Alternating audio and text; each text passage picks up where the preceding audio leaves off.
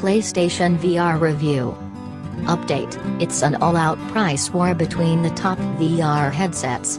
The PlayStation VR price is at its cheapest ever, a drop that happened shortly after the HTC Vive price was brought to a historic low.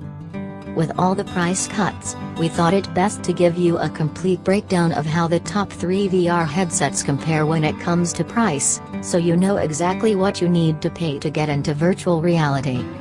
Sony PlayStation VR at Amazon for $264. Here's a quick teaser. PlayStation VR continues to be the most affordable VR headset, though you compromise the specs of a PC-powered rig for one run from a console.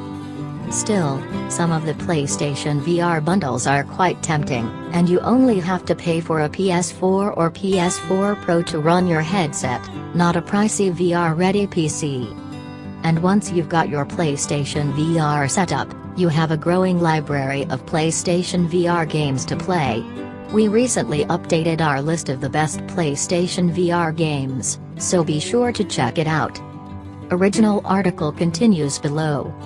PlayStation VR brings the world of virtual reality to consoles in a big way, and it does so without the cost most often associated with rival higher-end VR headsets.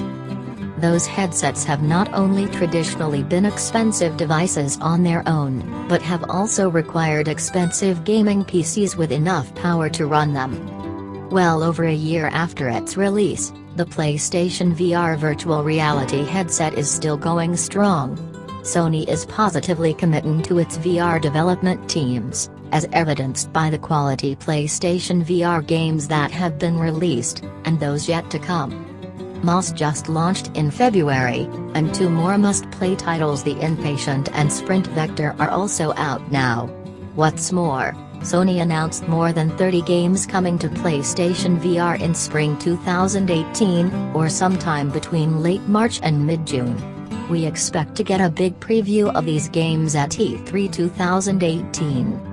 To cap it all off, a revised headset was also released in late 2017 to address the original headset's lack of HDR pass-through. The future's bright for Sony's VR gear. Let's put it this way, the PlayStation VR is different. While Oculus Rift has closed in on cost, the PSVR only requires a PS4 console to run, not an expensive PC setup. Frankly, it's remarkable that such an affordable solution is as capable as it is. It has its problems, but by and large PlayStation VR proves that not only is console VR viable, it's actually enjoyable, too.